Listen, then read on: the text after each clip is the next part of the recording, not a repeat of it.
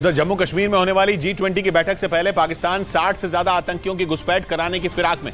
खुफिया एजेंसियों को मिली जानकारी के मुताबिक पाकिस्तान के रावलपिंडी में इसे लेकर एक बैठक भी की गई, जिसमें पाकिस्तान की खुफिया एजेंसी ISI के बड़े अफसरों के साथ लश्कर, जैश-ए-मोहम्मद और हिजबुल मुजाहिदीन के आतंकी शामिल हुए। भारत की खुफिया एजेंसियों को मिली जानकारी के मुताबिक श्रीनगर में होने जा रही G20 की बैठक से पहले जम्मू कश्मीर में आतंकी घटना को अंजाम देने के लिए प्लान 5 तैयार किया गया, जिसमें काफिले पर हमला, आत्मघाती हमला, अहम जगहों पर ग्रेनेड अटैक, सरकारी कर्मचारियों पर अटैक और बाहरी मजदूरों की हत्या के बाद उसका वीडियो सोशल मीडिया पर फैलाने का प्लान शामिल है। हालांकि भारतीय सुरक्षा बल ने मुस्तैदी दिखाते हुए उनका प्लान फेल कर दिया।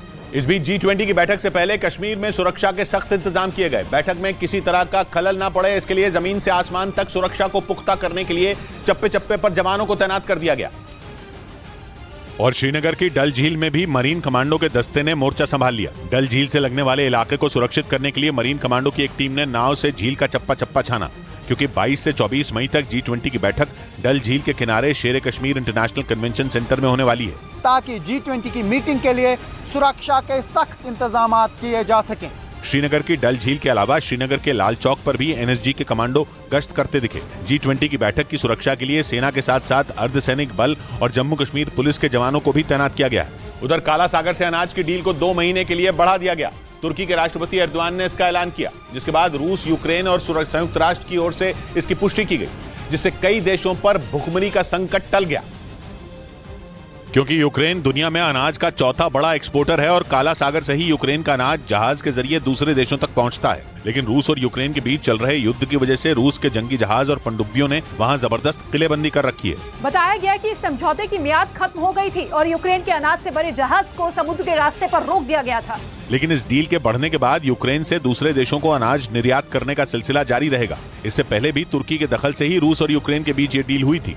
इस बीच पश्चिमी मीडिया ने रूस के खिलाफ चौंकाने वाला बड़ा दावा कर दिया। पश्चिमी मीडिया के मुताबिक रूस की खुफिया एजेंसी FSB यानी फेडरल सिक्योरिटी सर्विस में कई साल से लगातार ISIS के आतंकियों की भर्ती की जा रही है और आरोप यह है कि इन आतंकियों को यूक्रेन जैसे विरोधी देशों में एजेंट बनाकर भेजा जाता था।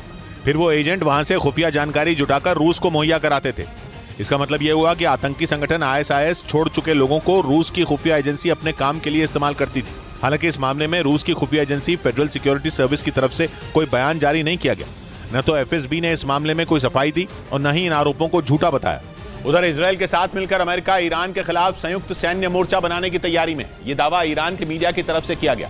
दावा यह भी किया जा रहा है कि अमेरिका और इजराइल की सेना मिलकर ईरान के खिलाफ मोर्चा संभालेंगी और अगर ऐसा हुआ तो फिर ईरान की तबाही तय है। असल में अमेरिका और इजराइल ईरान के परमाणु कार्यक्रम से बुरी तरह चिढ़े हुए हैं। दोनों ये नहीं चाहते कि ईरान किसी भी सूरत में परमाणु ताकत हासिल करे, जबकि ईरान हर हाल में एटम बम बनाने की जिद पर अड़ा है। इसीलिए इजराइल और अमेरिका लगातार उस पर हमले की धमकी दे रहे हैं। लेकिन तमाम धमकियों के बाद भी ईरान परमाणु हथियार बनाने में जुटा है। इसीलिए ईरान के मीडिया का दावा है कि अमेरिका ने इजराइल के साथ मिलकर ईरान के खिलाफ संयुक्त सैन्य मोर्चा बनाने पर हामी भरती। दावा यह भी किया जा रहा है कि आने वाले दिनों में दोनों देशों की सेना ईरान के खिलाफ जंग का ऐलान कर सकती है।